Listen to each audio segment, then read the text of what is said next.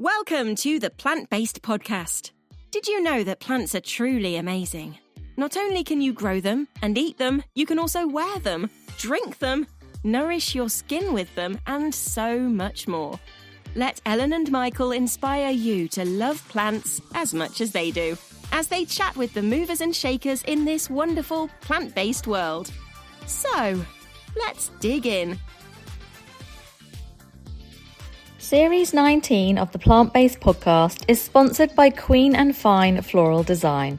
Enjoy gorgeous flowers to lift your mood or gift to a loved one with stunning seasonal bouquets, monthly subscriptions, eloquent wedding flowers and home floral decorations. Queen and Fine bring nature-led designs to your home because flowers really do make people happy. Now serving in Charlotte, North Carolina, including surrounding areas, and in the UK from 2026. Check us out at queenandfine.com and follow us on Instagram at queenandfine. So today on the podcast, we are joined by two of Ireland's most inspiring and creative floristry educators, Deirdre and Janette from Kay's Flower School, who help budding florists blossom into pros. Did you like that? Budding and blossom? Yeah. Okay. Yeah, I love it. I love it. We'll be chatting about their journey, the changing floristry industry, favourite flowers, of course, and their recent exquisite collaboration with former podcast guest Sarah Campbell of Intrigue Design. So, Deirdre and Janette, welcome to the Plant-Based Podcast. Thank you very much. Thanks very much, Ellen. It's great to be here. I'm very excited to chat with you because before we get started, I was saying to you, we see you everywhere. Well, like if you are into flowers, we see you everywhere online on social media, and it's so good. Like it's so fun, it's so interesting, and it's so educational, and that's what's really important. I love how you show what you do, but you're also educating at the same time, which is awesome. But so I don't know if you could tell, but I'm literally fangirling over both of you right now. So here we are. It might continue for the whole rest of this episode, but let's start right at the beginning, shall we? Just tell us a little bit about how Kay's Flower School began. You know, what inspired you both to do this and to get involved? Inspiration or desperation? I suppose we didn't really have, not we didn't have a choice. Our mum is Kay. We're both sisters, so our mum is Kay. So she initially would have started it off with Janette. So I'll let her explain how that all happened. So back in 1987, we had a flower shop. Ireland was hitting recession, probably worldwide. There was a recession. We were thinking of something to bring in maybe a little bit of extra income. And we started off doing classes on a very, very small scale. And then we realized that there actually was a market for people in Ireland looking to learn professional floristry. So and this probably is across the board, but definitely in Ireland, to become a florist, it normally was that either your parent, an aunt relation was a florist.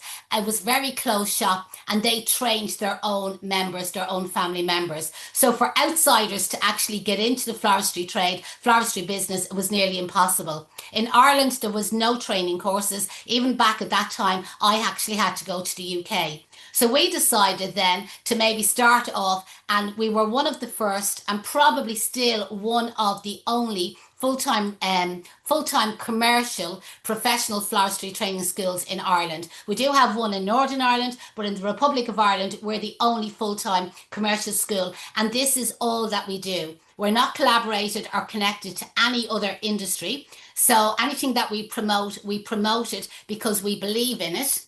And we're not paid to say that something is perfect or that it's not yet, or that we're obsessed with a particular product. We 100% recommend something if we find that it's good. Yeah.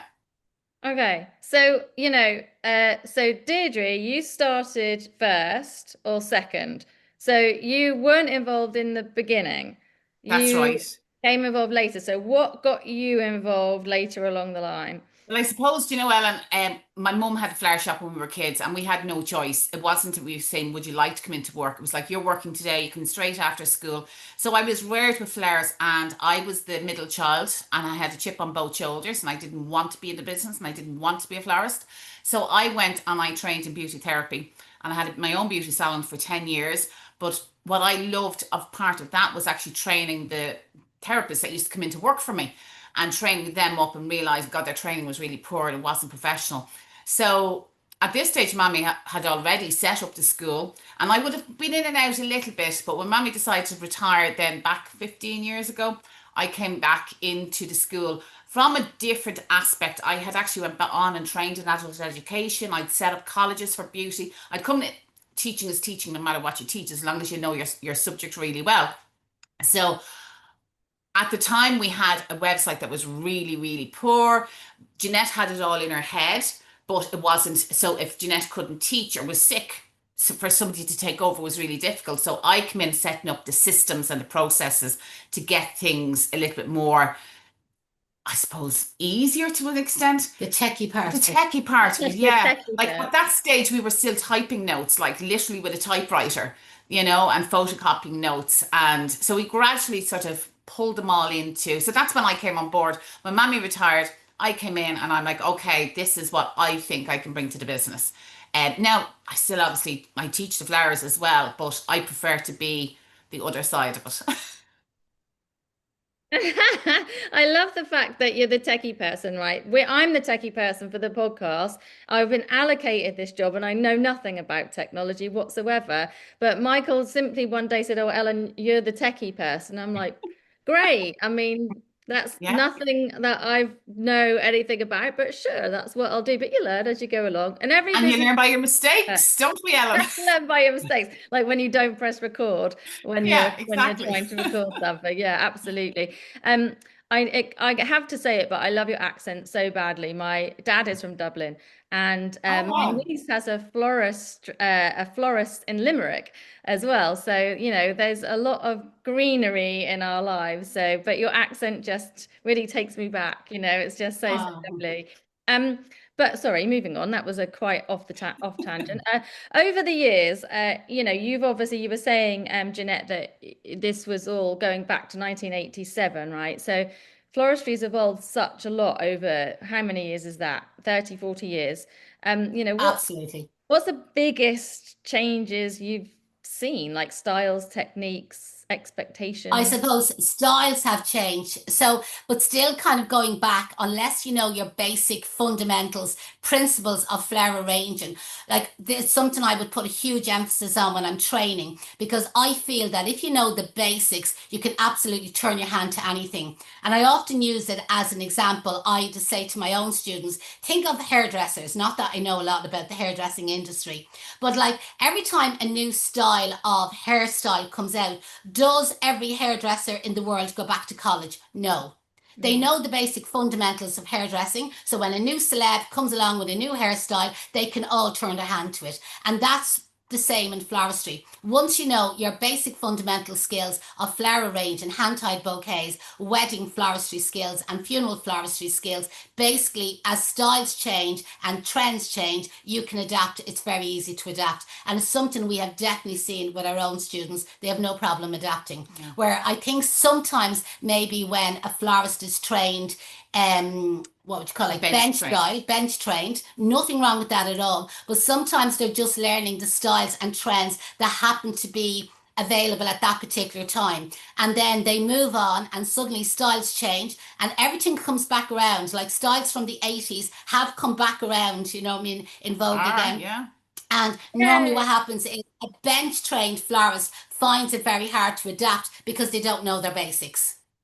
Well, I mean, that says it all, doesn't it? But I've got to just say, flowers and trends coming back from the 80s makes me very, very happy. Adding that retro into floristry is just so awesome and kind of follows the kind of fashion industry, you know, because those trends. Exactly the same. It's exactly the same, yeah. Dresses get bigger, bouquets get bigger, dresses get slim and tighter, bouquets get smaller. It's And even the flowers, like, you know, I mean, at the moment, like calla lilies are all very much on trend, you know, but also the carnation is coming back, you know. Like, again, a couple of years ago, nobody wanted carnations. They would die if there was a carnation in the bouquet. But now, again, now obviously there's a lot more colours and varieties of carnations that would have been around years ago, but still they are very much on trend, very fashionable again.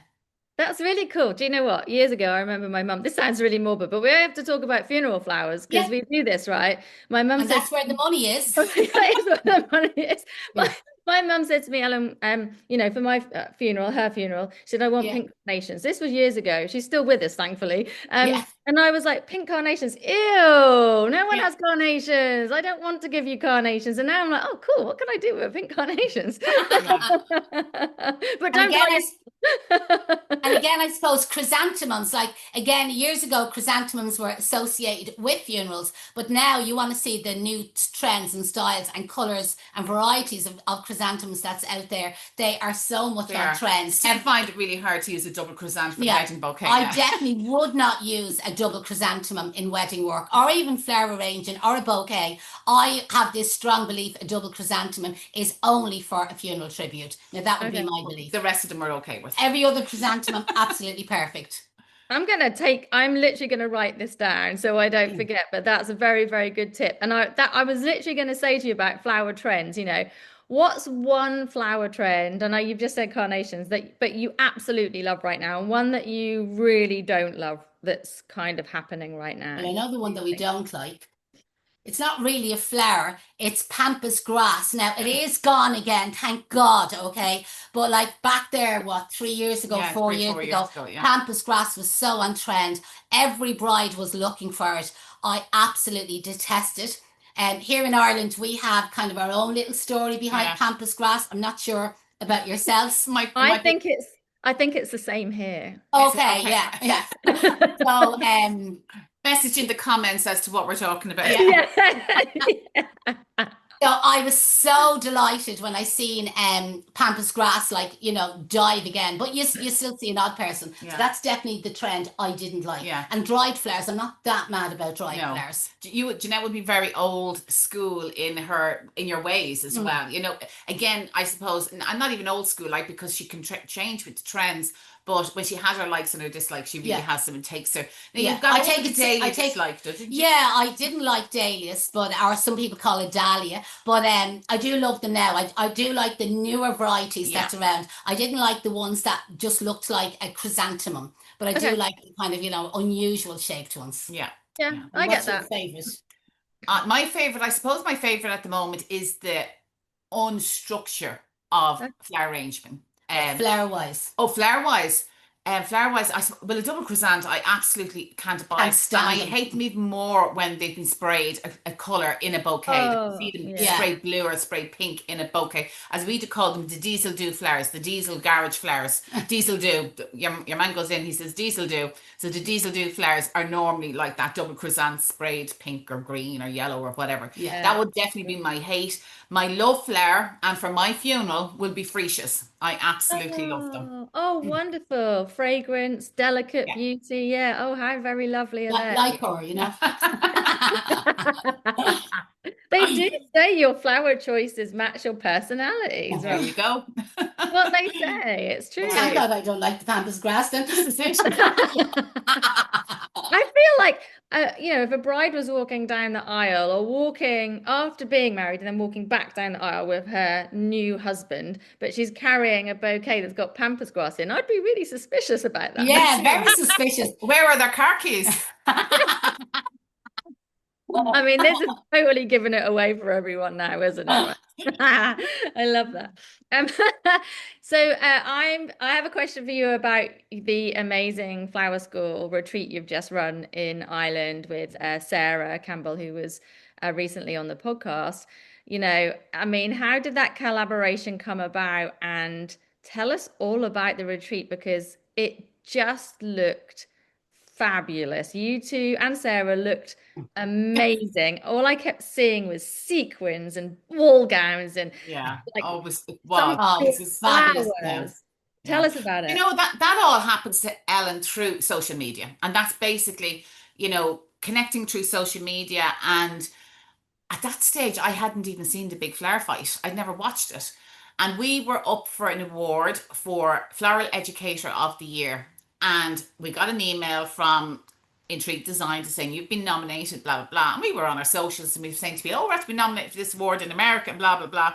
And lo and behold, we won the award. And the night of the award, it was all done online. So like we didn't have to go to America or anything like that.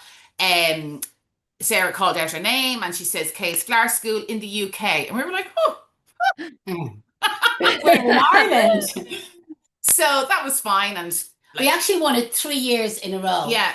And eventually Sarah said, I have to find out who are these girls? Who are the Case Flower School? Because she had lots of different categories. And she said that we wiped the board across all the different categories. We got more votes than everybody else, you know what I mean? Put together. Yeah. And she said, it's unbelievable. And she said, it's not just Europe that's voting for you. She said, it's also Americans. So who are you that America is voting for you? So that you? Who are you?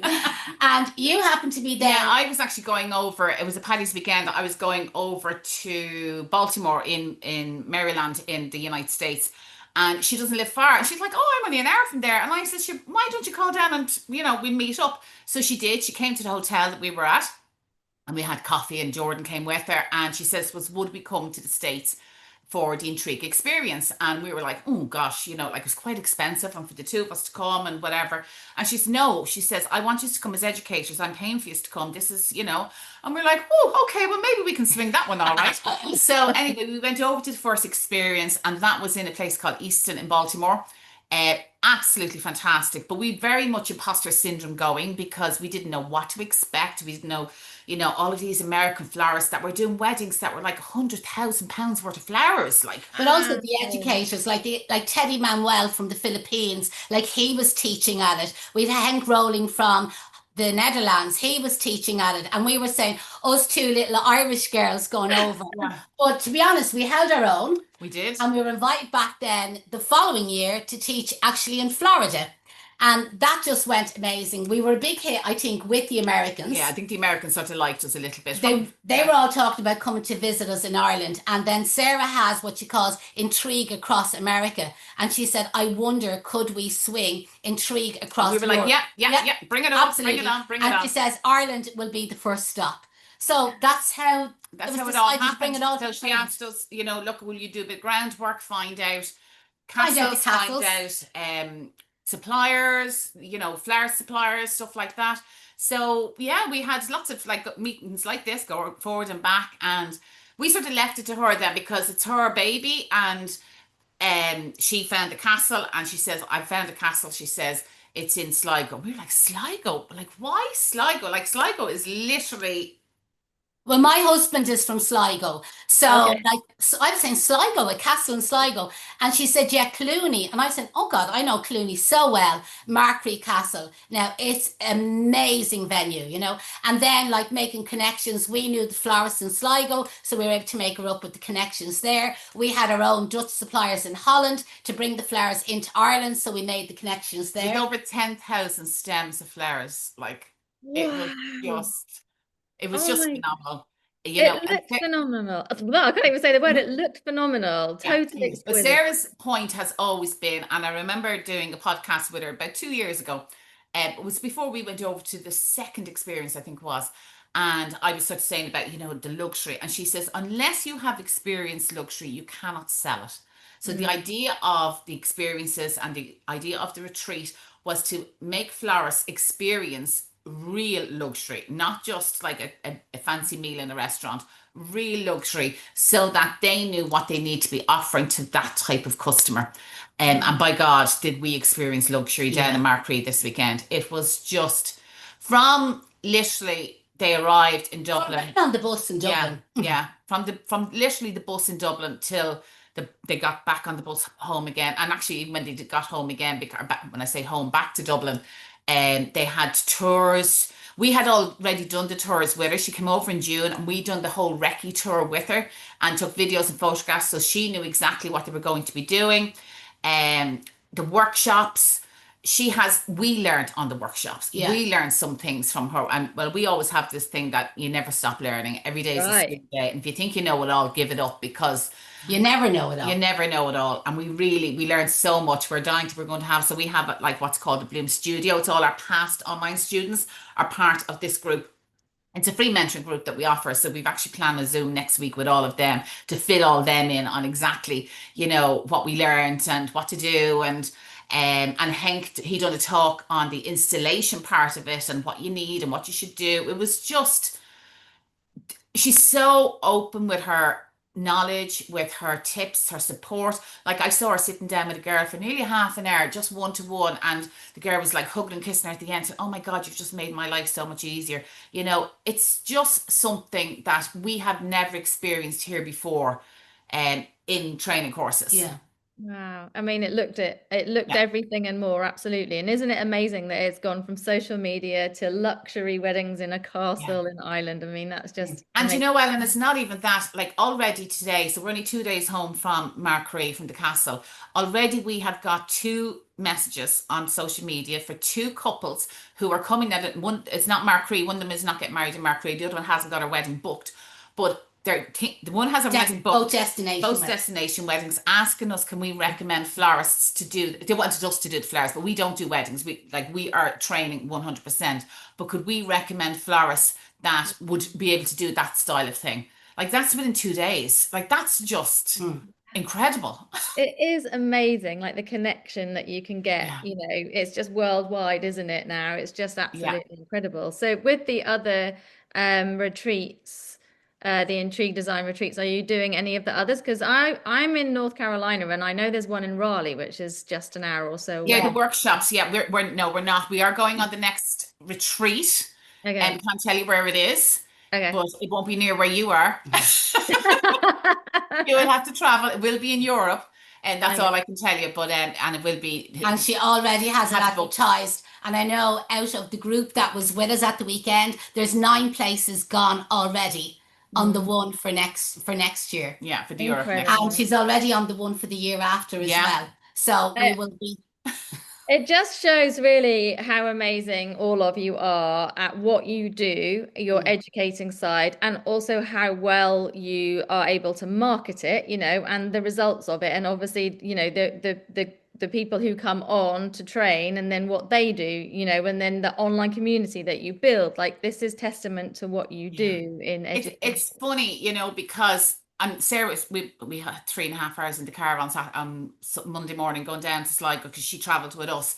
And she was like, she says, people keep saying to her, "Oh, like, what about the case girls? Like, are you letting them know everything you do?" And people have said to us, "Why?" And we're like, we are not in competition. We cannot train every florist in the world. This is about growing our industry. This is Yeah. about somebody who was only going to spend €1,000 on flowers. Now they're going to spend €10,000 on flowers. I would hope some other florists is making money out of it, and we're actually seeing more of that now through the internet and through communities that have grown on the internet. And I suppose we're always encouraging our own former students, who are most of them are florists now, but we have this big, it's always collaboration, not competition. Like there's enough there for everybody, and we have a great community of flowers where we support them, but they actually support each other. Like even this morning I was in our Bloom studio, we were just having a live chat with, say, all former past students of K's, and we were organising for next week to have this Zoom where we're going to basically digest and take apart the intrigue, and for me to maybe share with them as many tips and tricks that I picked up. And I'm saying to them, like, watch all the videos that we're posting at the moment and that Sarah is posting,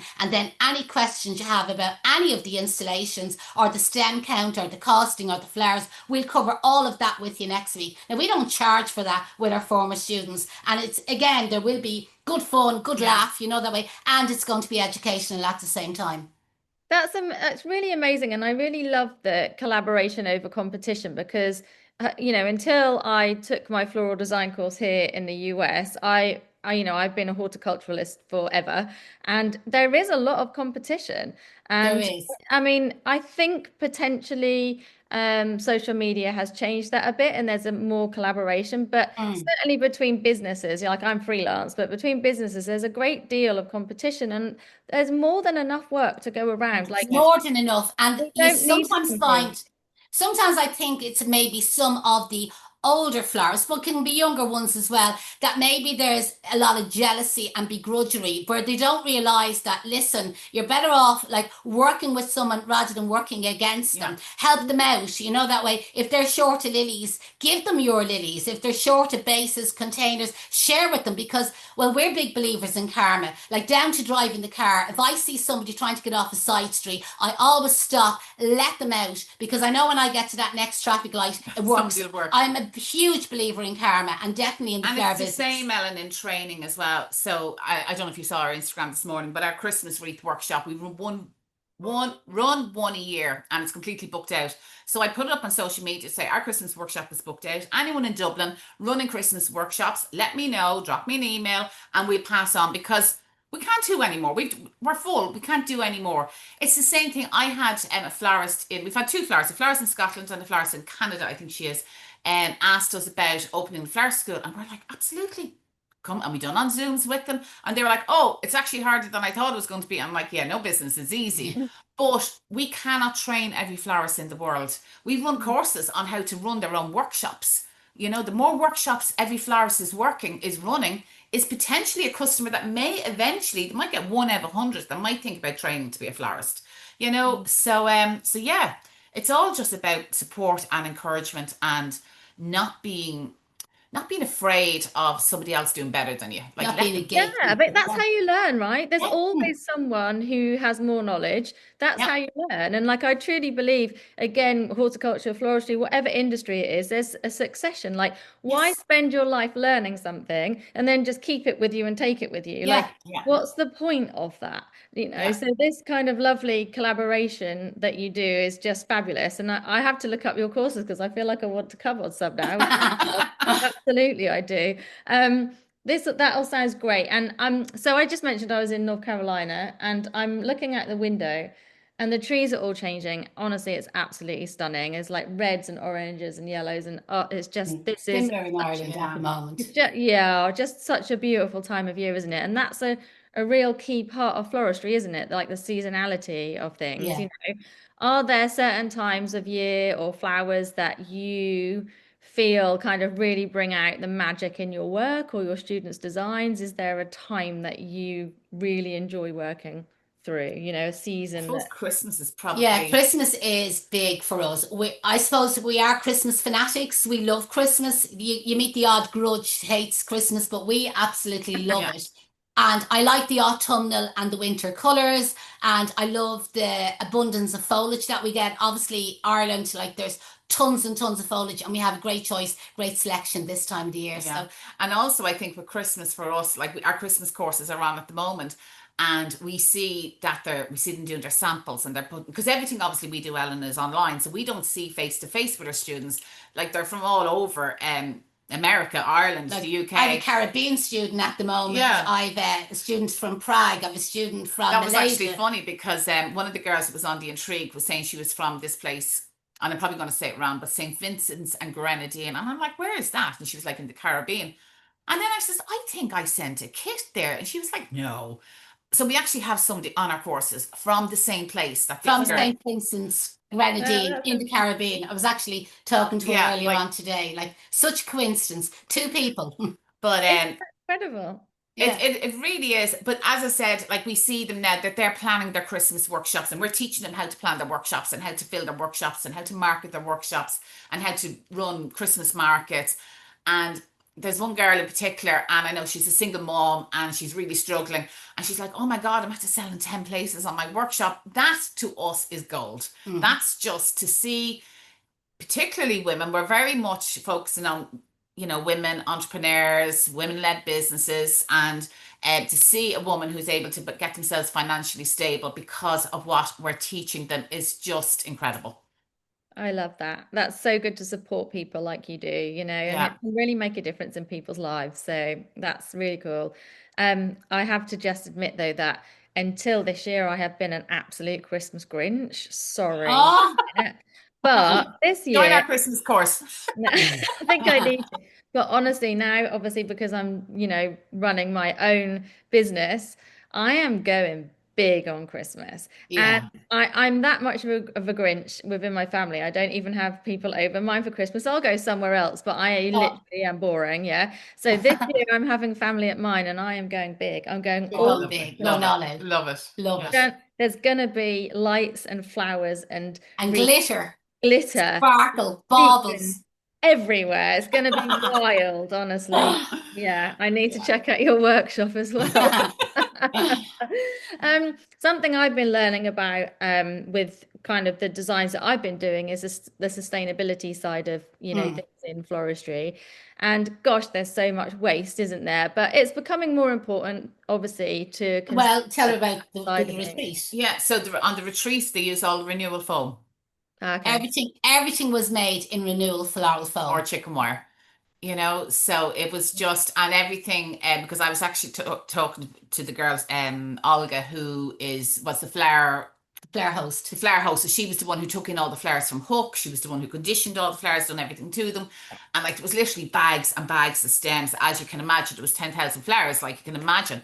And she was like, oh no, she says, I have a massive compost. She lives in the country. She says, this will all go into the compost. And she says, it'll be all, she says, spread out over the fields, she says, in a few years. Perfect. That's You what you need to know, think about the cycle of what you're doing, isn't it? yeah, That's just what's really important. yeah. And I know sometimes, depending on what the client wants or what you're doing, it's, you do have to make decisions based upon what you're going to do. Yeah. Absolutely. Mm. And the thing is as well, we say it all the time. Sometimes it's not sustainable to be sustainable Hmm. in your business. And there's times that, and particularly I'm sure in your country where you have really hot days, you have to use foam because otherwise everything's going to be dead. And if it's all dead, the bride is going to have a freak out and tell everybody that her flowers were dead. And Yeah, that affects your business. So absolutely. there is times that with us in Ireland, when somebody dies, they're normally buried the next day, if not the day after. So it's very fast. So sometimes foam is the only thing that can be used in funeral If arrangements. they're looking for a particular design, maybe they want mum in flowers or dad in flowers, like maybe foam is their only option from a time restriction. But again, the new renewal foam that's available from Oasis Products is definitely a game changer. Yeah, it's not available in the letters yet here in Ireland. I'm not sure over in the States, but it will. Like it's plant-based and food-based. Yeah, like Yeah. it's And No yeah, and plastic. I think there'll be more coming out like that, different Oh, options for florists because the yeah, floristry absolutely. industry is massive, and we have to be looking at huge. this kind of Yeah, thing, but also it has to work. has to work. At the end of the day, it's a bit like the peat-free compost in horticulture, like the new compost that doesn't have peat in does have to still work. It has to be Yeah, a Yeah. good quality compost that we can, sow seeds and grow in. It's the yeah. same thing Absolutely, for yeah. And floristry. it has to be fast. So you have to sort of weigh up like, are you going to spend an hour making messages to make a wreath, or are you going to actually use the foam and make two wreaths in that time? So, and depending on your overheads, you may need to sell those two wreaths. And that's where we sort of say, please don't judge people that use foam unless you know what their bills are and how their businesses ran and stuff like that. Because sometimes the alternative isn't always an easy alternative.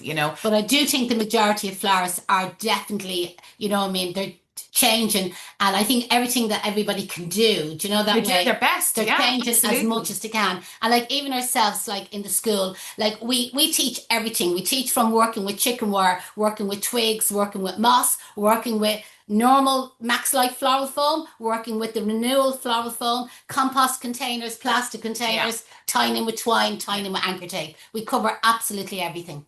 Okay. Do you know the one thing that I will stop at though, and that is artificial flowers. Yeah. Actually, artificial, we have a course in artificial flowers that's I don't really, like them, I'm really sorry. popular. Not as bad as the pampas No, grass. not as It's bad not as as No, bad. no, that's true, that's true. And do you know what? There's companies out there doing artificial flowers that I'm being. They literally You have a wouldn't. dead leaf on them. You They look wouldn't know the surreal. difference. You'd actually have to feel them to see are they artificial or fresh. You wouldn't know the difference. So if you are going to go into artificial, definitely go into the higher range, not into the low, tacky, cheap range. And the other side of that then is artificial is a little bit more sustainable. Yeah, there's an argument for and against, isn't there? There So is, yeah. very recently, I done a talk at a place called Winghaven, which is a garden out here in Charlotte, in North Carolina. And I don't know, do you know the floral designer Shane Connolly?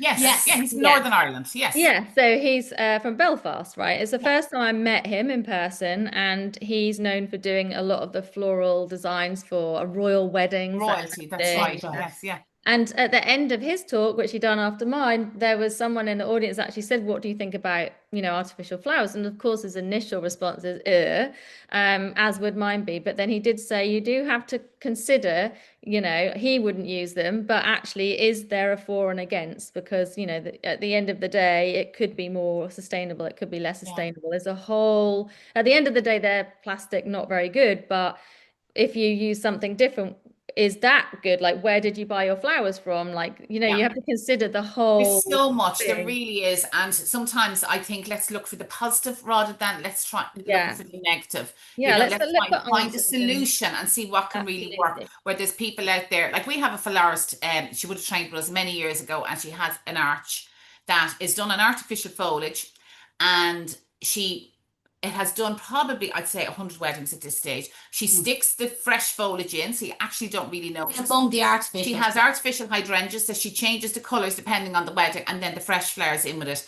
And most couples don't even realise. I didn't And she says know. it's over, and she's actually using the same. She says the white hydrangeas get a bit grubby every so often, but You know, these couples can have this amazing arch that most people don't realise is artificial. I can partly understand the hydrangea thing, and that's because certainly here where I am, it is so hot and humid in the summer, like it's Yeah. awful. I would refuse to do an outdoor wedding. It's just Well, I will stop you there. This weekend, okay, the hydrangeas that Sarah got in from Holland, from the Netherlands, okay, they were called Antique Ruby, I saw. and they were in about, I'd say, 5, 6 days at least Before we in started. Ireland before we started using them.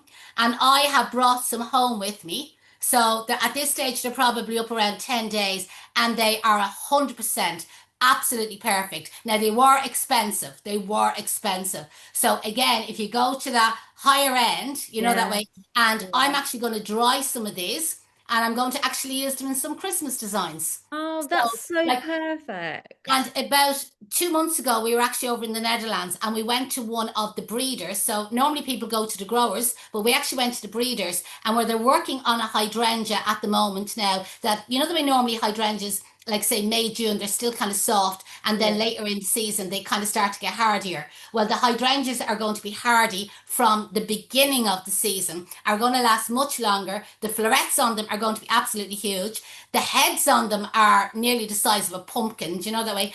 Like, we have seen the samples. We've seen them, When you yeah. see what is going to come, it's all in the, as I say, it's The all in DNA, the IVF and the DNA stage at the moment. But the future for hydrangeas is just, I tell you, watch this space. Yeah. Wow, that's exciting. I saw those antique reds, and I've got a design to do in early December, and it's all going to be very like that maroony dark reds and some kind of Well, cerise like definitely pink. order them. And I was thinking they would do that Yeah. very well, but actually also being able to then dry them and use them again for something that Yeah. makes them less expensive, right? Because you're using Absolutely. them. Yeah. 100%. So I'm planning on giving them a little dash of gold, mix them in Oh. with my Christmas winter foliages, few little dried, novelties added in between it. So again, that's next week's plan. Oh.